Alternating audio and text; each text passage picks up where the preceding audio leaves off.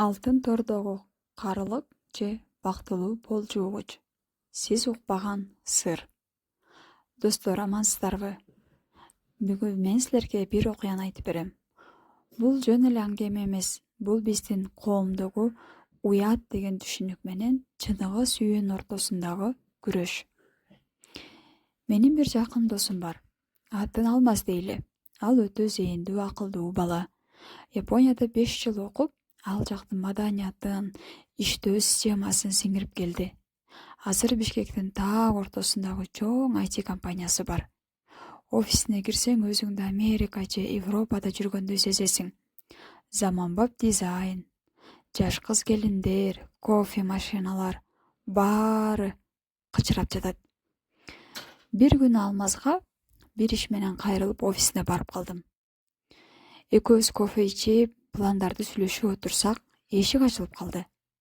Колуна челек көтөрүп, белин бекем бууган, жүзүнө нуру тамган бир апа кирип келди. Кадимкидей жумушчу формасын кийип алган. Шкафтардын чаңын аарчып, жерди сүртүп, бизге карай айланайындар, ишиңерге ийгилик, чайыңарды ичтиңерби деп жылмайып, ишин улантып чыгып кетти. Мен апанын көзүн карап, таштай катып калдым. Анткени бул Алмаздын өз апасы эле. Көргөн көздөрүмө ишене албай турдум. Айшенемди мен жакшы тааныйм да. Ал кишини баары сыйлашат. Жиним келгенинен жарылып кете жаздадым. Анан досума айттым. Алмаз, сен эмне келесиңбу? Дедим үнүмдү көтөрүп.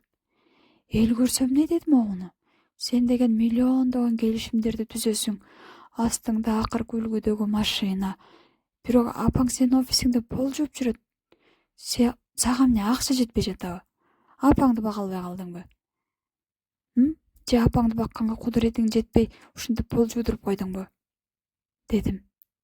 Алмаз мени токтоо карап, терезеден шаарды карап ойлонуп калды дагы мага мындай деди.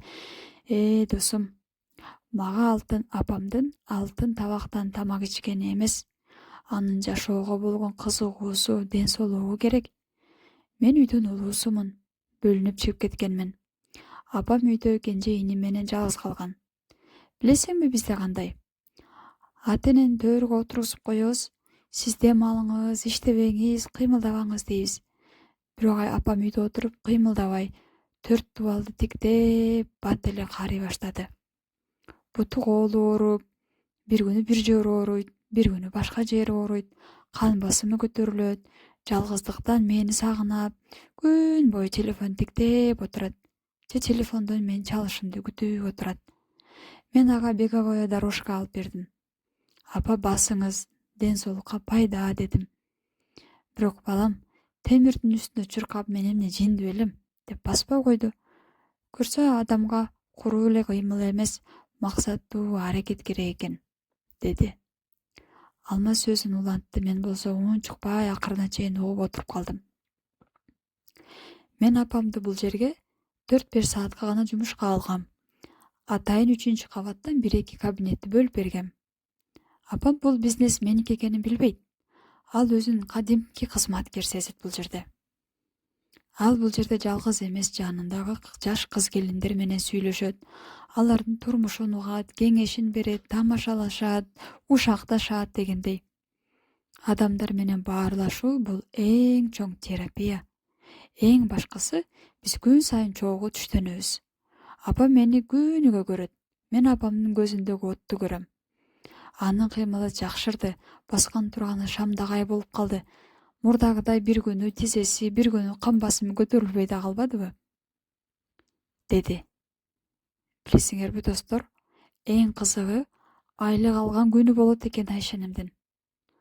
Апасы айлык алганда кадимкидей жаш баладай сүйүнөт дейт. Алмаз дагы мындай деди. Апам өзү айлыгын алат. Айлык алган күнү, ай, балам, айлыгымды качанда көбөйтөт экен деп сурап коет дейт. Алмаз болсо олуттуу түрдө апасын карап, апа, мен Японияда шефтер менен сүйлөшүп атам. Ишиңиз жакшы болсо, ишибиз жакшы жүрүшүп кетсе, кварталдык бонус беребиз дейт. Айлыгыңызды көтөрөбүз деп атышат, деп тамашалайм дейт. Кечинде иниси чалып, апам бүгүн айлык алган турбайбы? шириндиктерди толтура сатып, базарлыкты толтура алып келиптир үйгө. Балдарыма той кылып салды го. Эртең жумушка барам, формамды жууп коеюн, свет эртерээк өчүргүлө, эртерээк жаткылам, мен эртең менен жумушка өзүм туруп барайын деп беленденип даярданып эртеле жатып алды деп иним айтат. Бизди да тартипке салып койбодубу? Баарыңар жаткыла эрте деп, кечинде баарыбызды эрте жатканга үндөйт, дейт иним. Дем алыш күндөр болсо апам кадимкидей сейрегип, терезе карап, эртеңби дүйшөмбү болсо экен, жумушка барсам, кичине сейилдеп, ал жердеги чөйрө менен аралашып сүйлөшүп келет элем деп эс алуу күндөрү да жумушун сагынат дейт. Анткени анын жашоосунда максат бар. Ал өзүн коомго керектүү сезип жатат. Жакында дагы бир окуя болду. Офиске бирөө келип, Айшенемди пол жууп жатканын көрүп, Алмазды ушактаптыр. Баласы ушунча бай туруп, абей, апасын иштетип коюптур деп элдерге айтып барыптыр. Бирок Алмаз ага көңүл бурбаптыр. Ал айтып, эл эмне десин, эмне десе ошону десин, мага апамдын бактылуу жүзү, нормалдуу кан басымы маанилүү. Билесиңерби, Японияда карылар 80-90 жашында деле аябай активдүү жүрүшөт. А бизде эмне, 60ка чыга элек деле, ой, карыдым деп үйдө жатып алышат. Ошол жерден оору башталат туура. Достор, бул окуядан кийин мен апама башкача карай баштадым.